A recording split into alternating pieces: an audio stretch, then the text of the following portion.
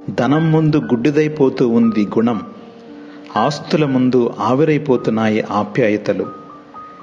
నేటి మన ప్రవర్తనలే రేపు మన పిల్లలకు అస్త్రాలు. దూరంగా నాటిన మొక్కలు కూడా పెరిగే కొద్దీ దగ్గరవుతాయి, కానీ మనుషులు మాత్రం పెరిగిన కొద్దీ ఒకరికొకరు దూరం అవుతారు. రూపాన్ని చూసి మోసపోకు, రూపాయిని చూసి మురిసిపోకు. రూపమైనా రూపాయి అయినా శాశ్వతం కాదు, మనసులోని ప్రేమాభిమానాలే శాశ్వతం. ఒక్కసారి బట్టలు మాసిపోతే మనిషి ఎక్కడ కూర్చోవడానికైనా సిద్ధపడతాడు. అలాగే నడక చెడిందంటే ఎలాంటి పనులు చేయడానికైనా సందేహించడు మనిషి. మనిషి బ్రతకడానికి పెద్దగా ఖర్చుండదు, కానీ ఎప్పుడైతే ఎదుటివారిలా బ్రతకాలి అని అనుకుంటాడో, ఆశపడతాడో అప్పుడే ఖర్చు అవుతుంది.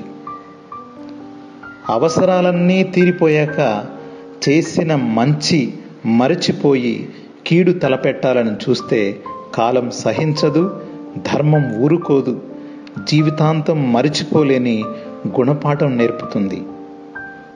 పడిపోతే పగిలిపోయే ఫోన్కే ఎంతో విలువ ఇస్తున్నాం.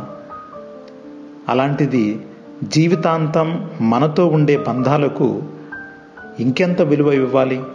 చిన్న చిన్న కారణాలతో బంధాలను దూరం చేసుకోకండి.